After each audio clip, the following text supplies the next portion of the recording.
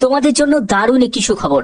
ডিবিসির তরফ থেকে নিয়োগ বিজ্ঞপ্তি জারি হয়েছে, একদম নতুন নিয়োগ বিজ্ঞপ্তি জারি হয়েছে, যেখানে উচ্চ মাধ্যমিক যোগ্যতায় বিভিন্ন পোস্টে তোমাদের নিয়োগ করা হচ্ছে। তোমার যোগ্যতা যদি উচ্চ মাধ্যমিক হয়ে থাকে, তোমার যোগ্যতা যদি গ্র্যাজুয়েশন হয়ে থাকে, তাহলে প্রত্যেকে তোমরা আবেদন করতে পারবে। সম্পূর্ণ বিস্তারিত তথ্য এই ভিডিওর মাধ্যমে তুলে ধরা হবে। তোমাদের জব পোস্টিং ডিবিসি কলকাতাতেই হবে, অর্থাৎ হেড অফিসেই তোমাদের জব পোস্টিং হবে, কিন্তু আবেদন করতে পারবে যে কোনো রাজ্য থেকে, যে কোনো জেলা থেকে তোমরা আবেদন করতে পারবে, কিন্তু পোস্টিং তোমাদের হেড অফিস কলকাতাতেই হবে। ঠিক আছে, তো সম্পূর্ণ বিস্তারিত তথ্য এই ভিডিওর মাধ্যমে তুলে ধরা হবে। অবশ্যই বলবো প্রত্যেকে ভিডিওটা শেষ পর্যন্ত দেখো, খুবই গুরুত্বপূর্ণ আপডেট তোমাদের দিতে চলেছি।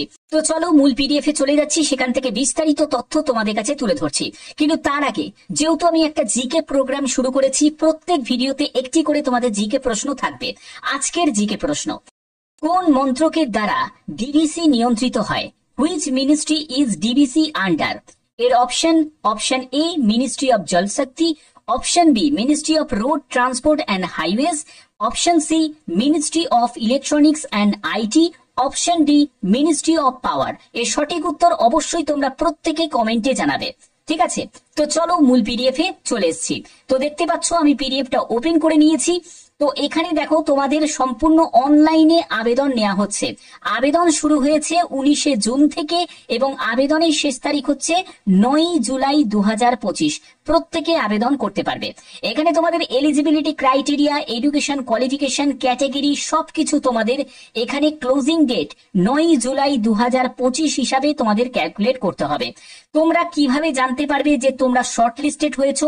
তার জন্য ডেট অ্যান্ড টাইম প্রত্যেকে জানিয়ে দেওয়া হবে এবং কোন ডেটে তোমাদের ইন্টারভিউ হবে সেটাও তোমরা জানতে পারবে ডিবিসির অফিসিয়াল ওয়েবসাইটে।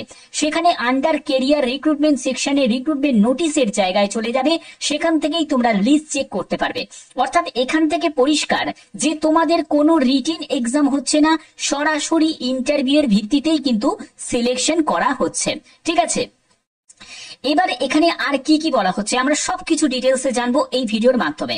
তোমরা যখন আবেদন করবে, আবেদন করার পরে সেই প্রিন্ট আউটটা অবশ্যই তোমাদের অ্যাপ্লিকেশন ফর্মে তোমরা রেখে দেবে এবং সঙ্গে যাবতীয় যা যা প্রয়োজনীয় ডকুমেন্টস সেগুলো অরিজিনাল তোমাদের প্রয়োজন হবে এবং ওয়ান সেলফ অ্যাটেস্টেড ফটোকপি সেটাও তোমাদের লাগবে। কখন লাগবে? যখন তুমি ডকুমেন্ট ভেরিফিকেশনে যাবে, অর্থাৎ ইন্টারভিউ এবং ডকুমেন্ট ভেরিফিকেশন সেম ডেতেই তোমাদের হচ্ছে। এবং এখানে দেখো তোমাদের যে ক্যান্ডিডেট তাদেরকে ইন্টারভিউর জন্য উপস্থিত হতে হবে এবং সেটার জন্য ডেট অ্যান্ড টাইম তোমাদের পরবর্তী সময় তোমাদের এসএমএস এবং মেলের মাধ্যমে জানিয়ে দেওয়া হবে। এর জন্যই কিন্তু সবসময় চেষ্টা করবে যে ভ্যালিড মেল আইডি এবং মোবাইল নাম্বার এন্টার করা যখন তুমি আবেদন করবে। ঠিক আছে, এখানে তোমাদের আর কি কি বলা হচ্ছে দেখো, অফিসিয়াল ওয়েবসাইট থেকেই তোমাদের আবেদন করতে হবে। সেখান থেকে তুমি নোটিফিকেশনটা ডাউনলোড করতে পারবে। স্টেপ 1 এ যেটা থাকছে সেটা হলো তোমাদের অনলাইন অ্যাপ্লিকেশন ফর্ম তোমাদের ফিল আপ করতে হবে। স্টেপ 2 যেখানে তোমাদের ফটোগ্রাফ, সিগনেচার এবং আদার যেসব রিলেভেন্ট ডকুমেন্টস গুলো আছে সেই সব ডকুমেন্টস গুলোকে তোমাকে আপলোড করতে হবে।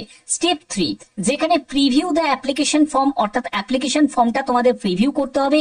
যা ডাটা বা এডিট করা যদি কোনো থাকে সেগুলো তুমি করে নিতে পারবে, কিন্তু পরবর্তী সময়ে একবার যদি তুমি সাবমিট করে দাও তাহলে তুমি কোনো রকম ভাবে আর এডিট করতে পারবে না। অবশ্যই বলছি এই জায়গাগুলো অবশ্যই তোমাদের খেয়াল রাখতে হবে। কোনো আবেদন মূল্য কিন্তু লাগবে না।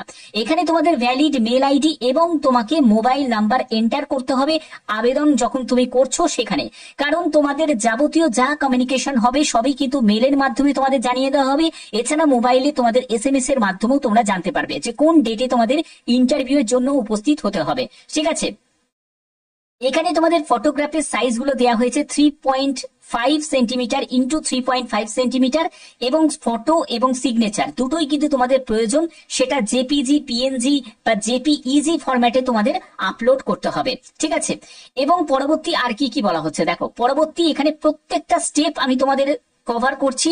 যারা পিডব্লিউবিডি ক্যাটাগরি থেকে এই ভিডিওটা দেখছো তোমরাও কিন্তু আবেদন করতে পারবে। এখানে পরিষ্কারভাবে বলা আছে যারা ফিজিক্যাল হ্যান্ডিক্যাপ তারাও আবেদন করতে পারে।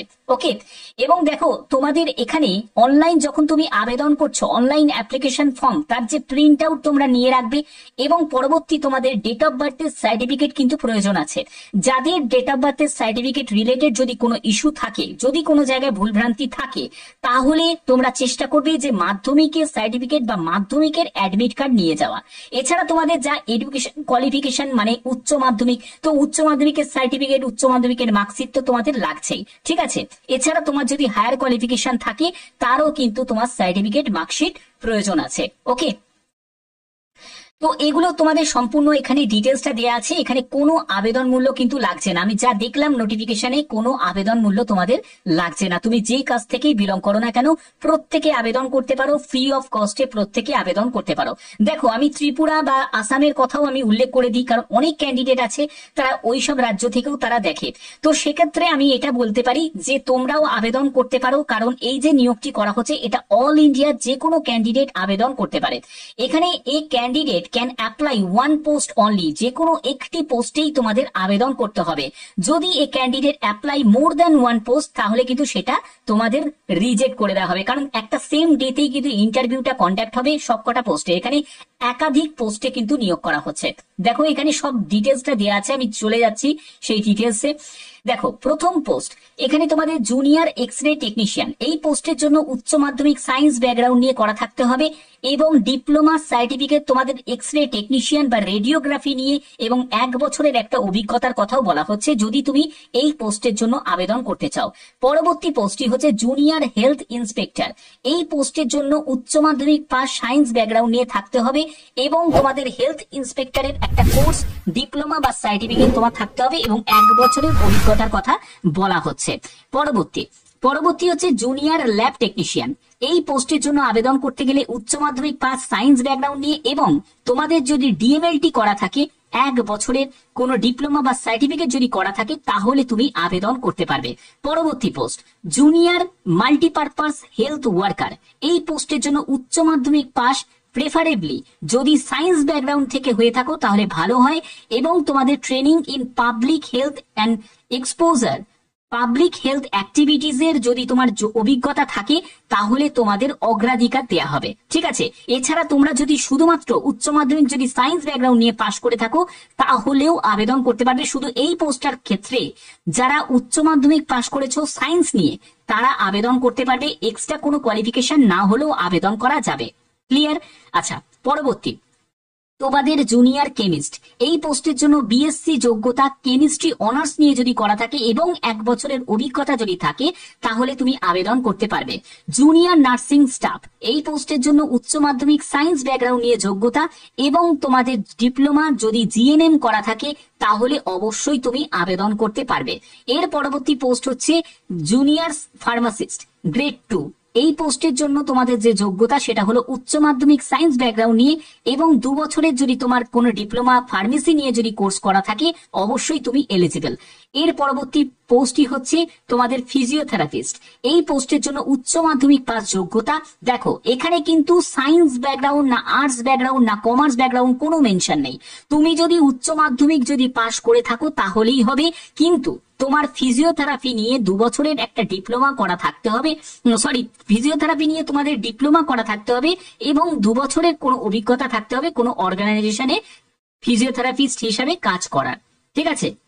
অর্থাৎ এখানে যে কোনো শাখায় উচ্চ মাধ্যমিক পাশ হলেও আবেদন করা যাবে। ক্লিয়ার করতে পারলাম প্রত্যেকটা পোস্ট তার জন্য যোগ্যতা কি কি লাগবে।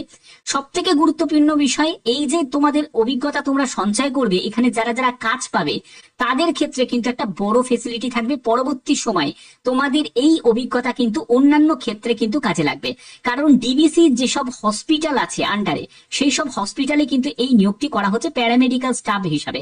এখানে প্রথমে 1 বছরের একটা পিরিয়ডে থাকবে, তারপরে এক্সটেন্ডেড অ্যানাদার ম্যাক্সিমাম 2 ইয়ার্স তোমাদের এক্সটেন্ডেড হবে, অর্থাৎ তোমাদের 3 বছর কিন্তু এখানে একটা কাজ করার সুযোগ তোমরা পাচ্ছ।